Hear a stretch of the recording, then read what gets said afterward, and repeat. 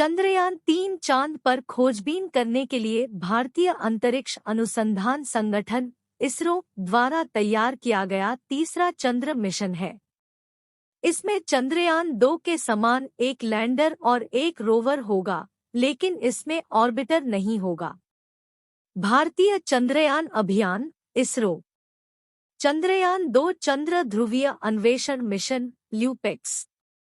ये मिशन चंद्रयान-2 की अगली कड़ी है, क्योंकि पिछला मिशन सफलतापूर्वक चांद की कक्षा में प्रवेश करने के बाद अंतिम समय में मार्गदर्शन सॉफ्टवेयर में गड़बड़ी के कारण सॉफ्ट लैंडिंग के प्रयास में विफल हो गया था। सॉफ्ट लैंडिंग का पुनः सफल प्रयास करने हेतु इस नए चंद्र मिशन को प्रस्तावित किया गया था।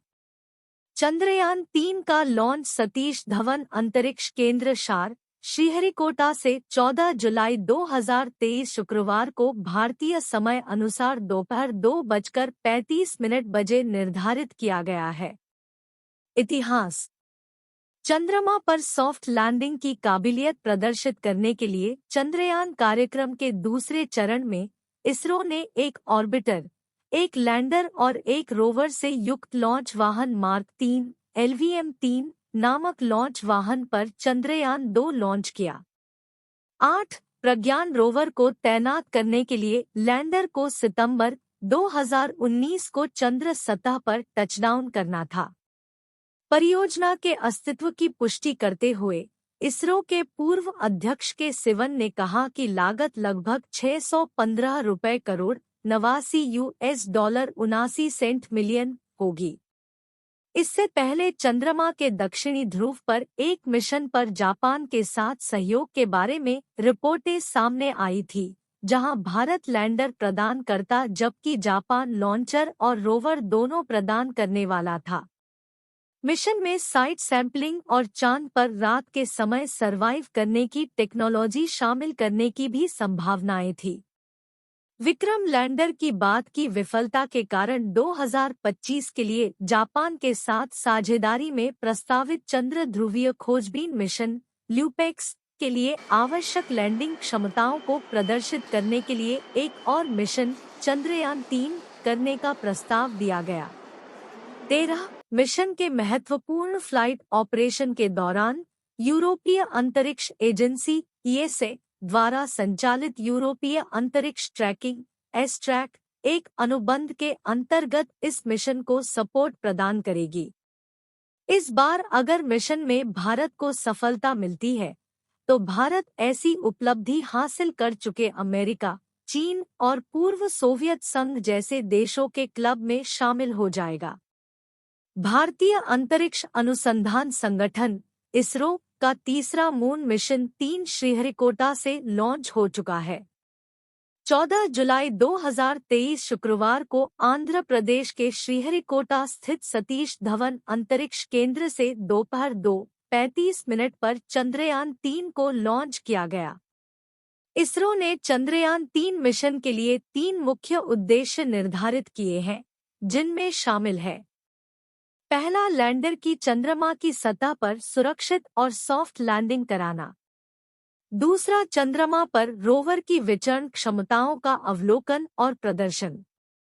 तीसरा, चंद्रमा की संरचना को बेहतर ढंग से समझने और उसके विज्ञान को अभ्यास में लाने के लिए चंद्रमा की सतह पर उपलब्ध रासायनिक और प्राकृतिक तत्वों, मिट्टी, पानी आदि पर वैज्ञानिक प्रयोग करना। चंद्रयान-3 प्रोपल्शन मॉड्यूल, जिसका उपयोग रिले उपग्रह के रूप में किया जाएगा। इसका प्रोपल्शन मॉड्यूल संचार रिले उपग्रह की तरह व्यवहार करेगा।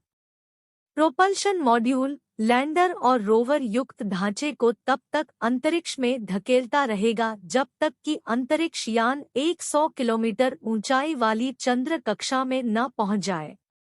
प्रोपल्शन मॉड्यूल लैंडर के अलावा चंद्र कक्षा से पृथ्वी के वर्णक्रमीय, स्पेक्ट्रल और पोलारिमेट्रिक माप का अध्ययन करने के लिए शेप स्पेक्ट्रोपोलरिमेट्री ऑफ हैबिटेबल प्लैनेट क्यूअर्थ नामक एक पेलोड भी ले जा रहा है। चंद्रयान-3 का लैंडर। चंद्रयान-2 के विक्रम के विपरीत जिसमें 5 800 न्यूटन इंजन थे और पांचवां एक निश्चित थ्रस्ट के साथ केंद्रीय रूप से लगाया गया था। चंद्रयान 3 के लैंडर में केवल 4 थ्रॉटल सक्षम इंजन होंगे। 17 इसके अतिरिक्त Chandrayaan 3 lander laser Doppler velocimeter (LDV) से लैस होगा।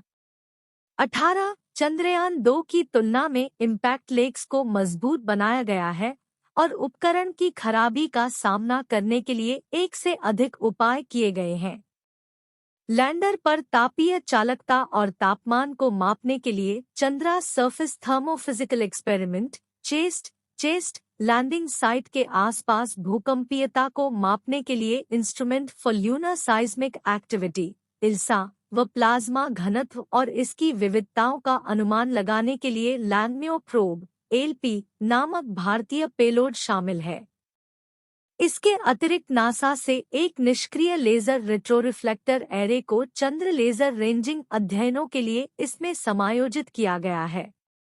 चंद्रयान 3 का rover Pragyan rover landing site तत्व संरचना का पता लगाने के लिए alpha particle x-ray spectrometer (APXS) और लेजर प्रेरित ब्रेकडाउन स्पेक्ट्रोस्कोप (LIBS) पेलोड से युक्त है।